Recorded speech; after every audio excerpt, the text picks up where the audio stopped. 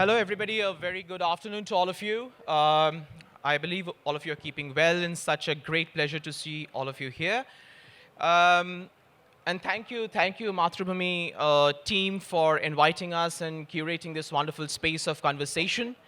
So today what we are going to do is, in this particular session, we are going to engage with a very crucial, a very happening, and also a perspective which sort of relates to all of us. I mean, in different ways and different perspectives for sure, but we can't deny that the questions of displacement, the questions of homecoming has not impacted us at least once in lifetime. I mean, in whatever possible ways. We talk about border politics, we talk about refugee crisis, we talk about partition stories, we talk about going back to those colonial narratives of indentured laborers and laborship and slavery and different other dimensions. Today here we are going to engage with certain aspects of displacement and homecoming in general, at the same time with respect to each other's works that we have been engaging with in our respective geographical, cultural, and institutional locations for quite some time. So let us start with a very basic question.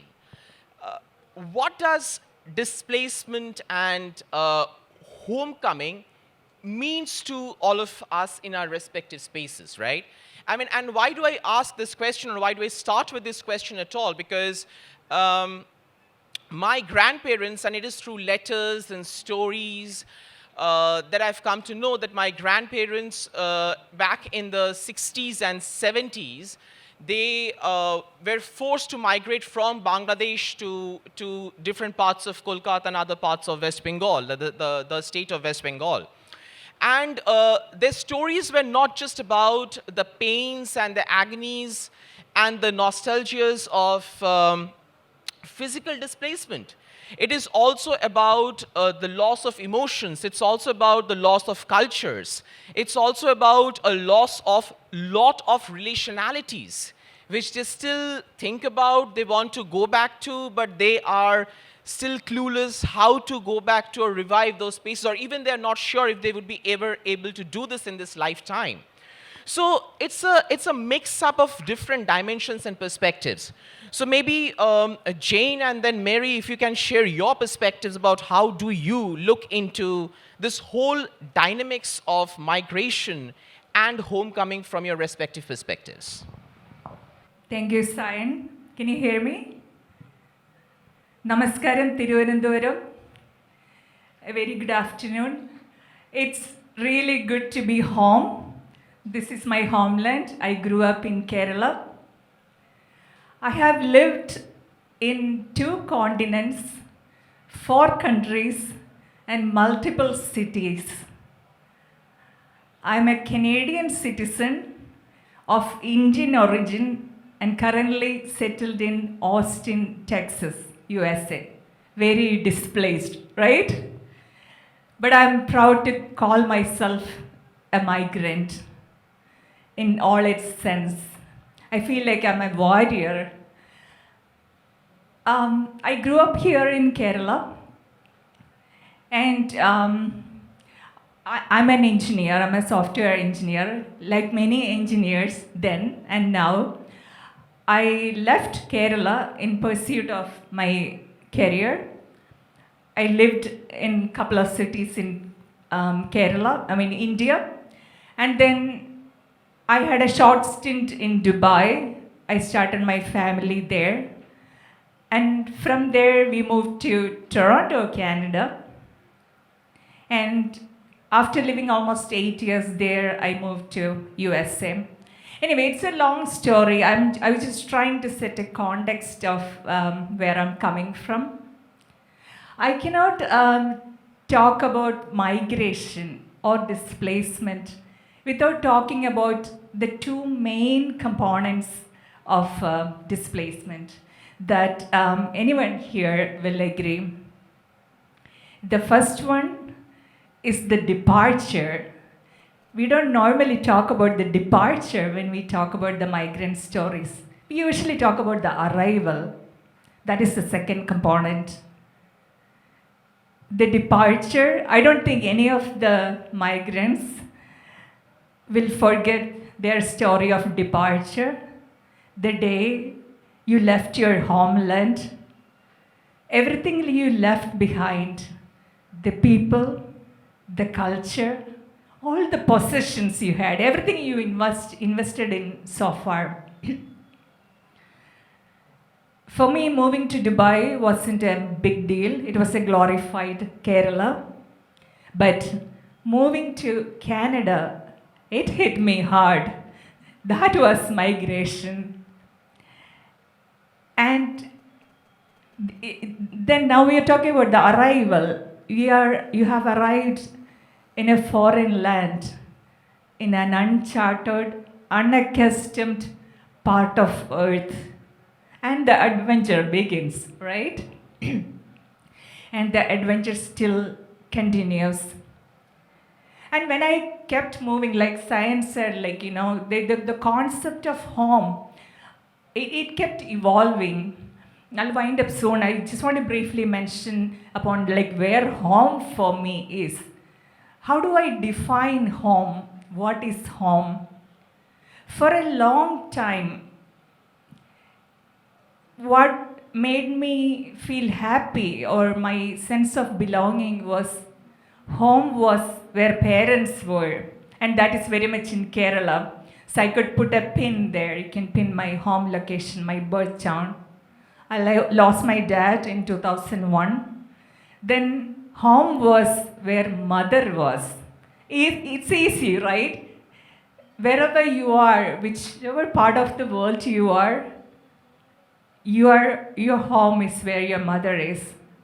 But that really shattered for me last year when I lost my mom. Suddenly, I couldn't define home. I couldn't put a pin where my cozy hideout is. And then I was completely lost, completely shattered.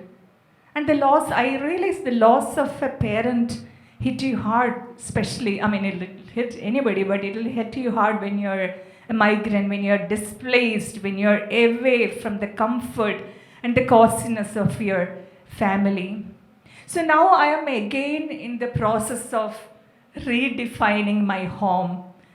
So now home is more of a symbolic image for me.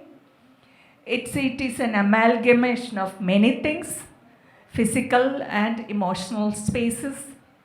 And also writing is home. That is how I do the homecoming.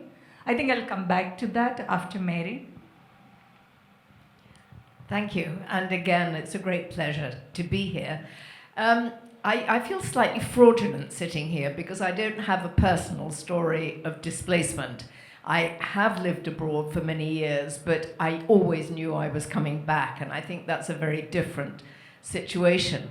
But I'm now wearing my hat as a historian, and a historian of Caribbean migration. And I think that, of course, is a very complicated story, because the Caribbean was really created out of the forcible displacements of peoples.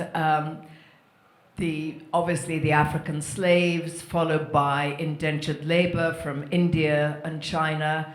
The Europeans were displaced. They in turn displaced many of the original peoples of the Caribbean.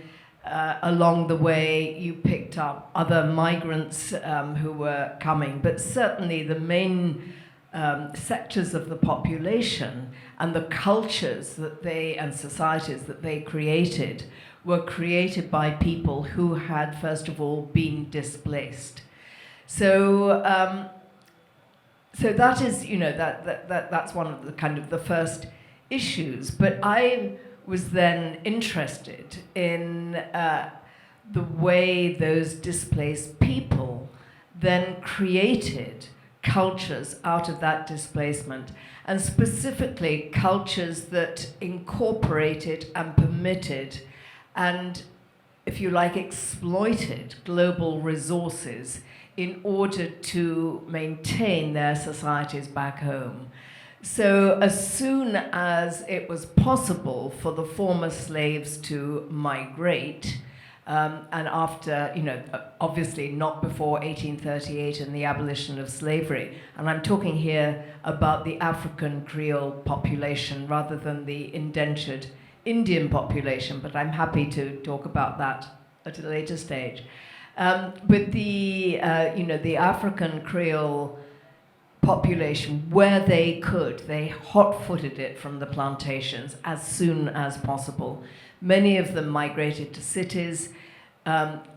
Eventually, out-migration was permitted, and they went in their droves to Panama to build the Panama Canal. Something like 1 in 4 of the population of Barbados, for instance, went out to Panama. From there, some returned, some went on to Cuba, they went on to the Dominican Republic, they went on to the United States, they went south, they went to Brazil, they went to Venezuela, all the time kind of maintaining contact with home.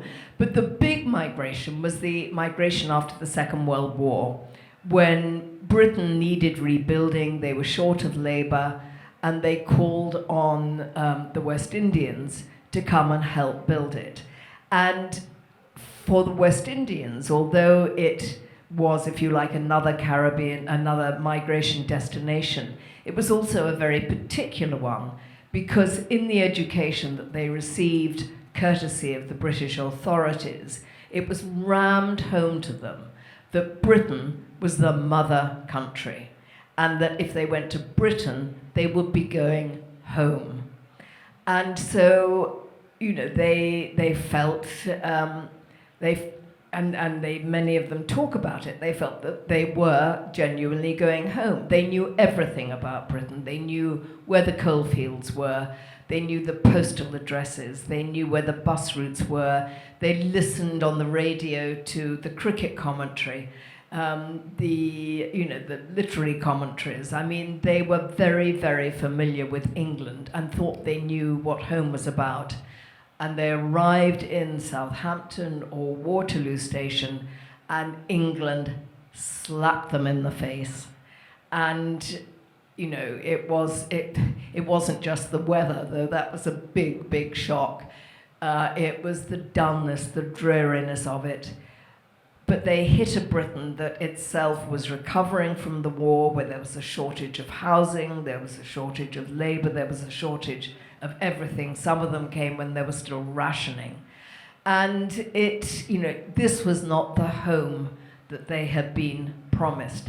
And more particularly, and most importantly, they hit racism. And that was something that had to be negotiated and accommodated and eventually fought against. But the shock of that, the shock of home not being home, was something that was kind of visceral and generated a number of responses. One of them was a silence. And I would say to the people I interviewed, well, didn't you write home and say, this is terrible? And they said, well, no, because, we were young. They were sort of late teens, early 20s. They'd left their family behind. We didn't want to worry our mother. She would worry sick that we were kind of, didn't have anywhere to live, that we were confronting the kind of hostility we were confronting. And what they did as a way of survival, of course, was to then create their own enclaves of West Indian society and culture.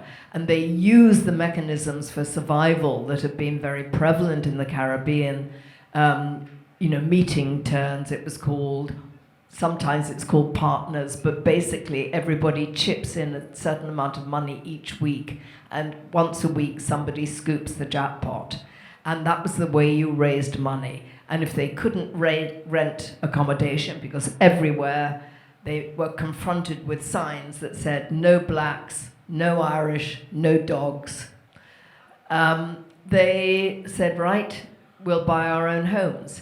And, they pooled their resources, they bought their homes, they then rented out to other Caribbean peoples. They created societies, they created cultures where they could feel at home. And the third response, and I'll stop there because there's a lot more that we can say, the third response was to say, well, this is only ever going to be temporary. In 3 years' time, I'll be going home. And we can talk about what that other home was perhaps later. Great, thank you so much, Jane and Mary, for sharing your very interesting perspectives about what do we mean by displacement, what do we mean by homecoming, and the bigger question: where does our home lies? How do we identify homes? Especially Jane, when you were sharing about how for you home, the whole concept of home actually has been very transitional in nature. I mean, it has not just been physically transitional, but also emotionally transitional as well. And also which connects to Mary's perspectives as well, where you get displaced from one place, you're forced to build a home in another place, but then that whole set of emotional and physical contestations and negotiations that keep on going in our mind, in our societies, in our communities, where what was there in the past, what is there in the present, what could impend in the future, actually sort of, provokes me to invite, like all of us and in the audience as well, like when we talk about displacements, migration, homecoming, usually our discourses are mostly centered around the physicality of the aspect. Moving around with objects.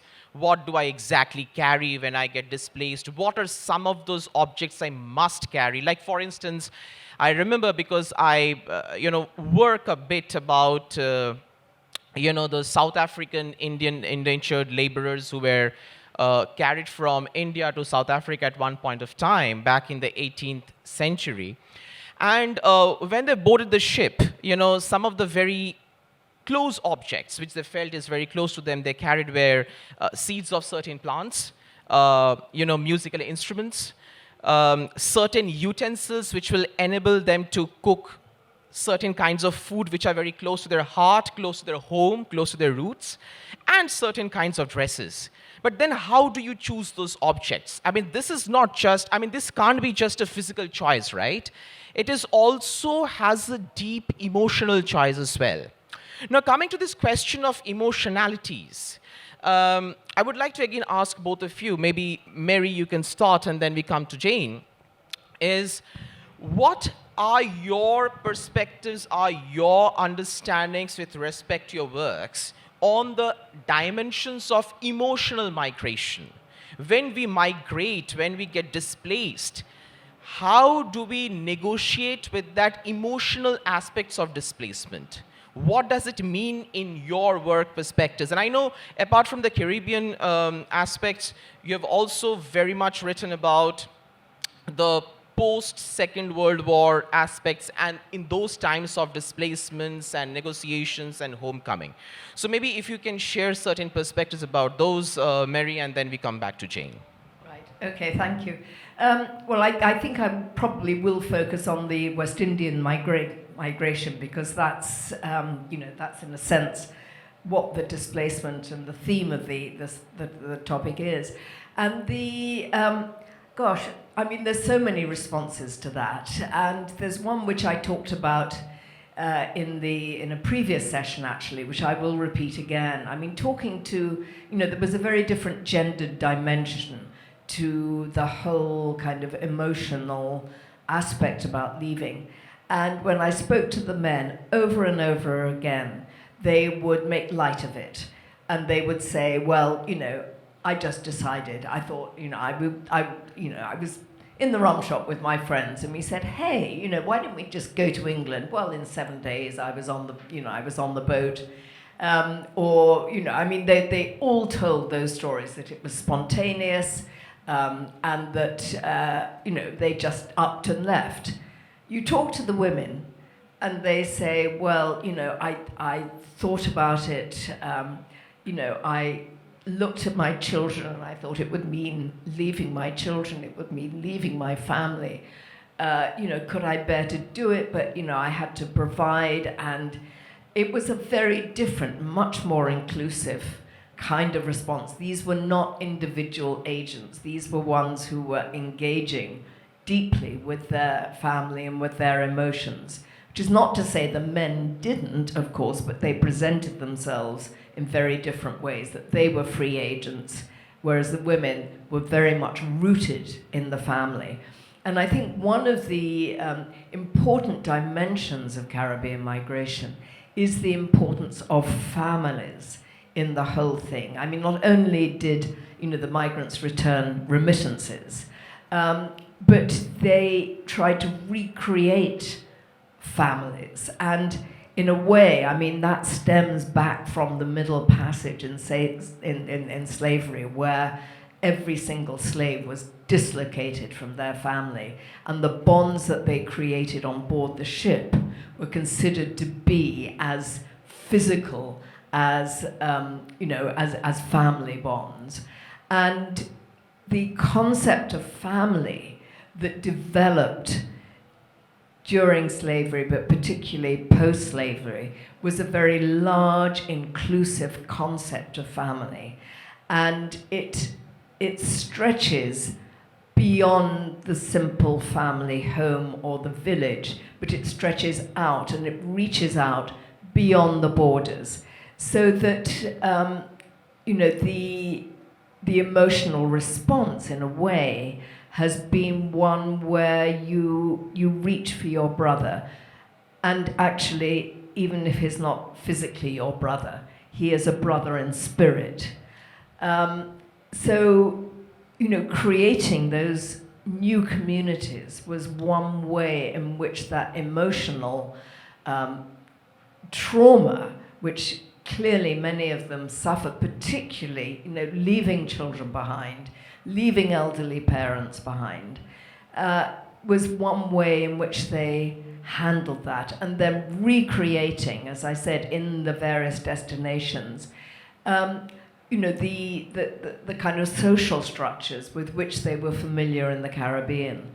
So you have the cricket clubs, and you have the churches, and you have the Saturday schools, and there was a whole raft of social organizations where you could go and feel at home and get that kind of emotional support, which actually gets inherited through the generations, so that many of the British-born children talk now about going home to a land they don't know, maybe they visited, but they have this inherited memory of it.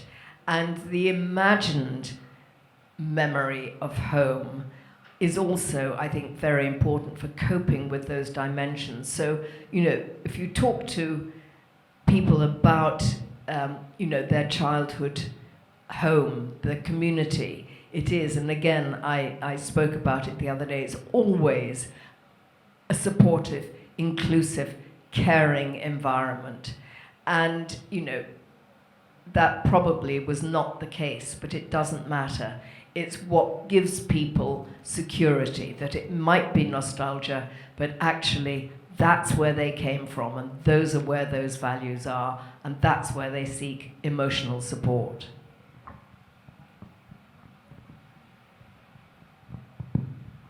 I think I'll also start from where Mary stopped, talking about the family. When I also moved to Canada, the main thing, I think the only thing that I was sad about was leaving my family, because most of my family was here in Kerala. But I was excited at the possibility of going to a foreign land. Like, what do a young 24-year-old know at that time?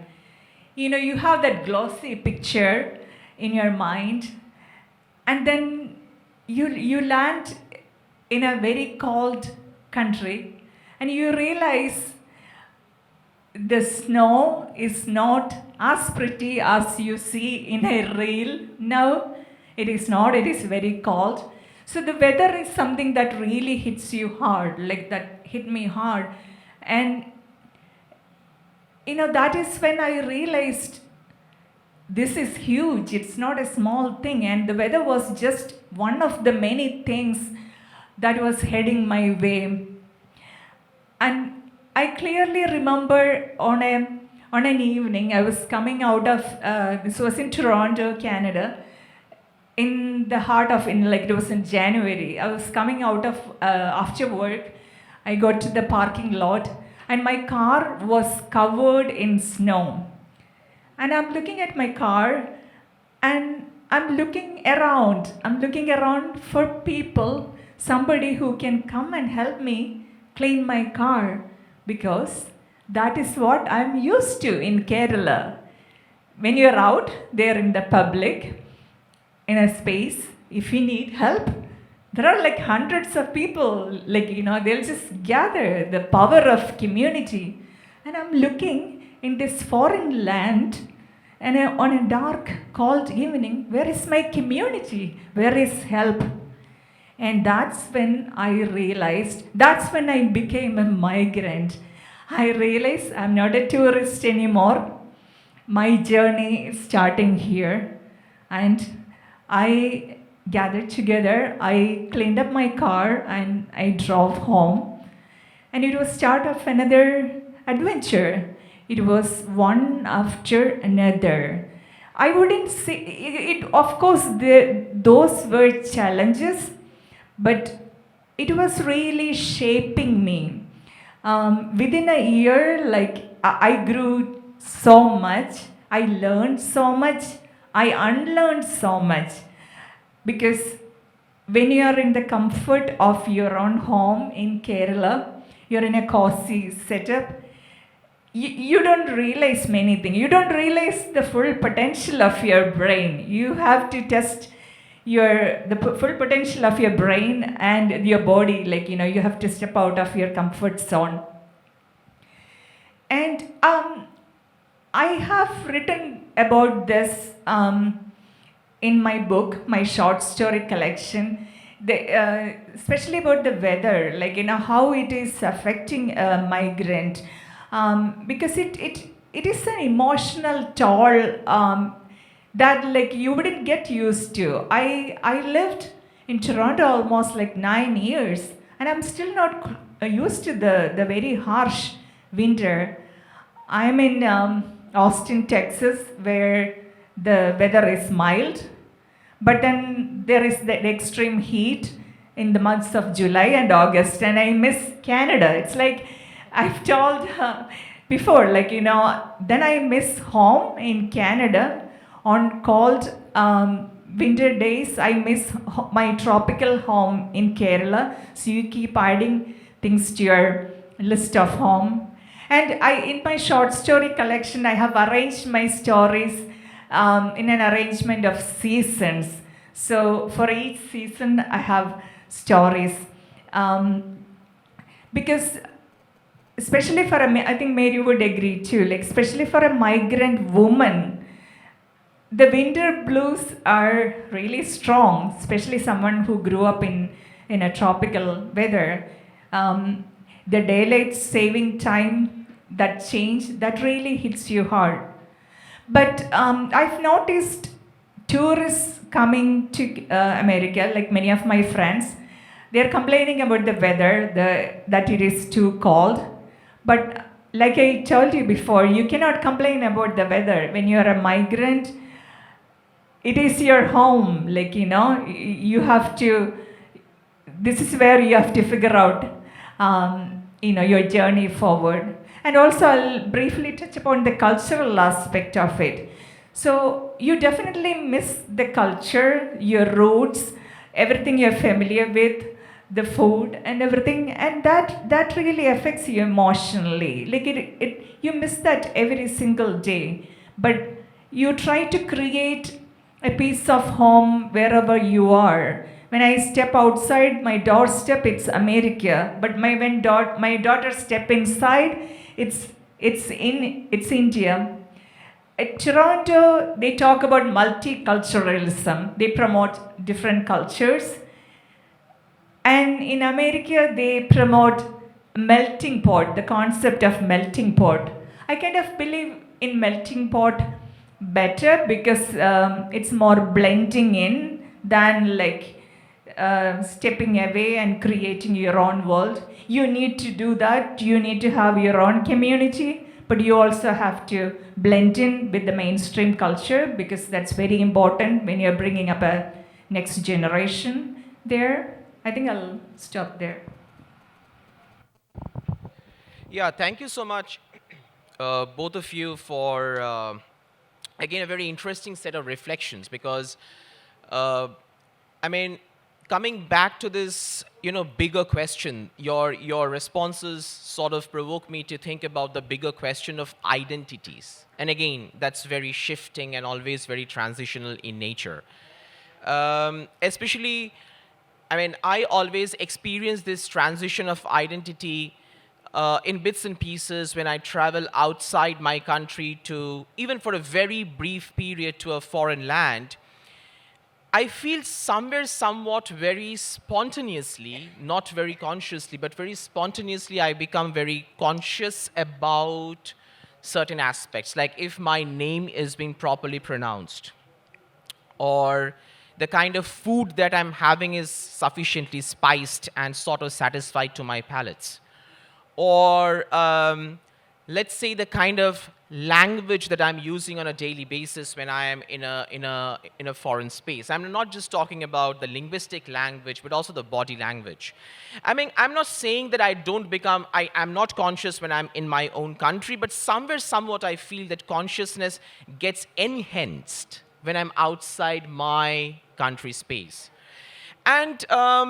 And when I reflect back critically, that what are some of the factors or the perspectives that motivate me to be conscious about, like, let's say, over-conscious about certain things, is about this identity contestation. That is, on the one side, being open to being receptive about various new cultures, traditions, perspectives, but also on the other side, being very critical about the rootedness of my, or let's say the multi-rootedness of my identities. And I'm sure, with respect to your stories on displacement, on migration, on homecoming, identities, the shift of identities, the politics of identities, the negotiations with identities have to play a very crucial role out there. So maybe if we can, prior to opening up the session for the audience and their questions and reflections, if we can take it as a wrap-up question, and if both of you can share some quick reflections, how have you reflected that, would be very interesting.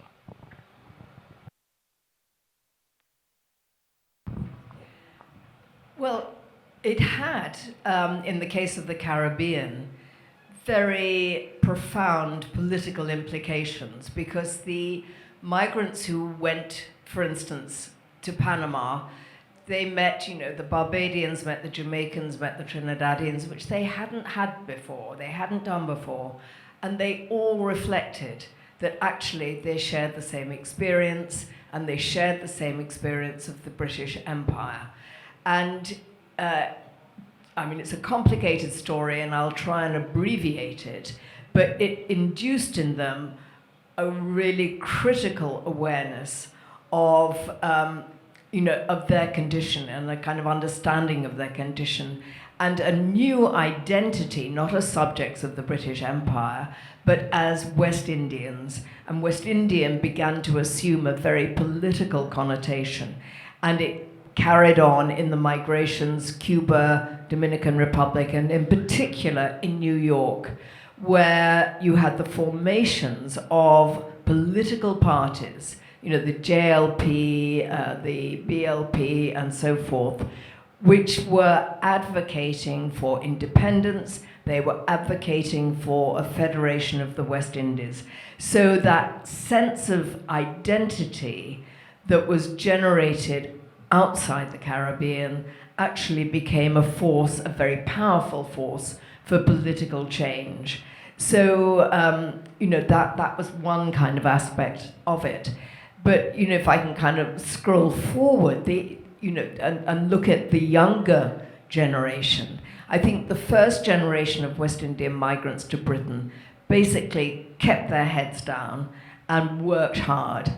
And, this was a position that then became criticized, if you like, by the next generation. I'm not saying all of them kept their head down, because there was a real political fight back against the racism they encountered, which eventually led to the Race Relations Act in 1968. But broadly speaking, they didn't want to raise their heads above the parapet. And it was the next generation who became, again, politically active and were adopting positively, once again, their identity as Jamaicans, Barbadians, Trinidadians, in order to really kind of establish a difference and establish a place within the society.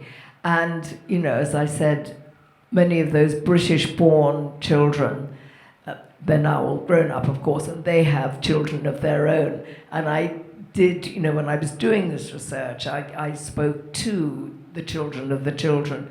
And these little 7-year-olds were saying, well, actually, I think I'm Trinidadian. That's where I belong.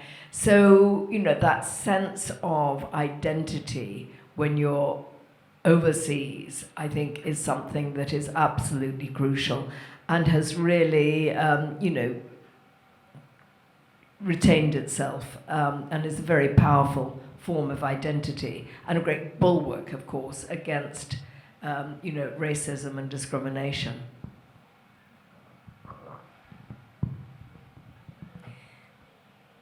One of the toughest questions I face is, where are you from? When I'm in Kerala, when I'm here, it is kind of straightforward. I can say I'm from Kottayam or I'm from Kerala. But then there is a follow-up question, but you are not from this part? Like, people see me as an American Malayali. When I'm at the border, at the customs at the airport in America, the officer asks me, oh, so you're a Canadian? And I'm like, yes.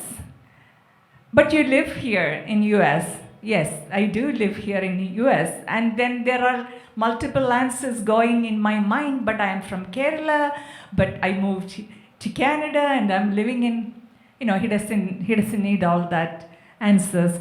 When I'm traveling to Canada, so at the border, the officer tells me, welcome home. Then I say, no, I am from Canada, but I don't live here, but so I look Indian and I'm Canadian. So I'm like from everywhere, yeah.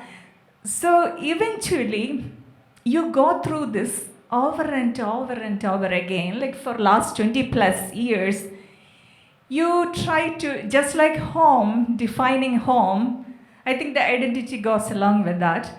So you define your identity, or you start to think beyond identity. I think being immigrant, one of the good things you learned or like you acquired over a period of time is you're able to see people, see others beyond the color or border. You see another human being. You don't try to restrict your thoughts. You don't try to label another person. You try to think from a human perspective.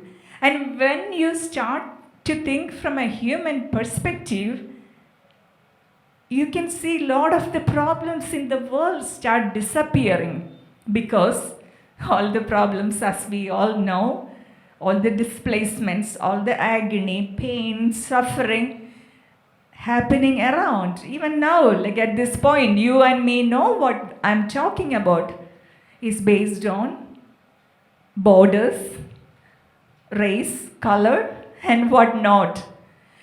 So there is that unlearning. and you are at peace when you think as a global citizen. I still cannot fully agree that I can think as a global citizen. I said all that, but there is something in me. I have to put an anchor somewhere, like I told you before. But some days I'm able to liberate myself from the clutches of identity. I can think free.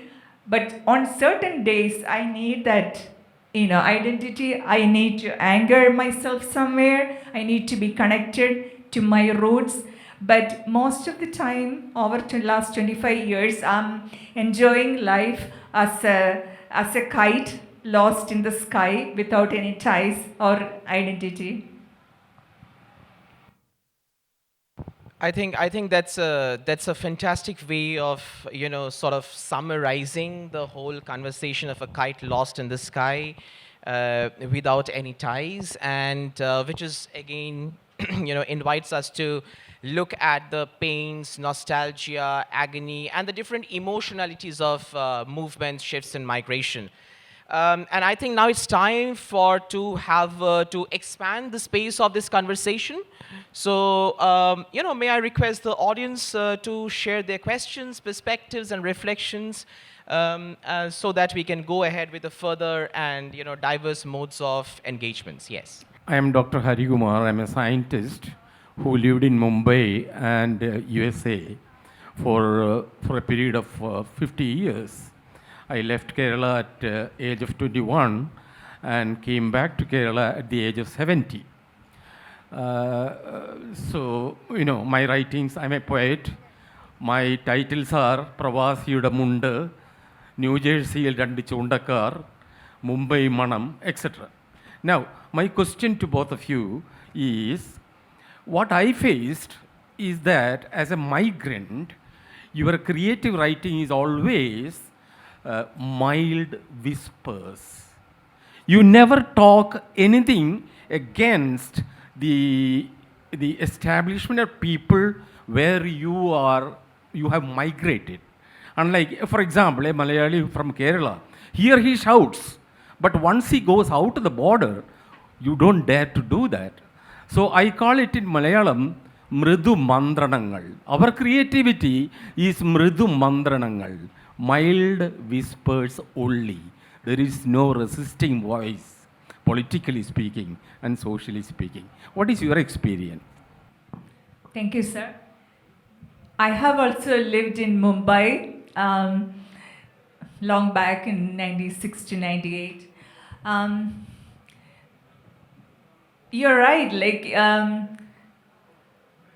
as a migrant, it's always mild whispers, especially in your writing. I think you're talking from a creative angle, right? But let me talk about the other, loud voices. It was interesting when you talk about that. When I came to Canada, there's something that surprised me is cars don't honk. If they honk, you did something really wrong. So I've got honked at only a couple of times. I will take that question or answer as all the pain, all the trials and tribulations and the constant battles an immigrant go through, you find refuge, you find comfort in your silent whisperings, your creations. That is where I found comfort when I was lost in a foreign land. That's when I took writing seriously. That was my way of connecting back to India. It was soft voices, but I was crying out loud through my work, and I was writing all about nostalgia initially, and I got criticized from Kerala about writing my overdose of nostalgia, and I was thinking what did I do wrong? I'm only trying to connect with my lost land. Yeah, so through those creations, whispers, that's a powerful tool we have as a writer. You try to connect the bridge to your homeland. It is an invisible bridge. It is through, whispers, loud and soft. Thank you. I don't know I'm not if sure I can at this say. stage, if you have no further questions, I think we are good to wrap up the session. So thank you so much once again, all of you, for being there, for patiently listening to us. And I'm sure the different aspects of conversation we had it takes a lot of time to sink in and settle in with, because again, it's very psychologically powerful and at times overwhelming for all of us. But let us keep the conversation going. I'm sure we would be able to engage with the guests even outside the space as well. But till then, thank you once again, and have a wonderful afternoon and evening. Thanks a lot once again. We are presenting the memento to Jane Joseph.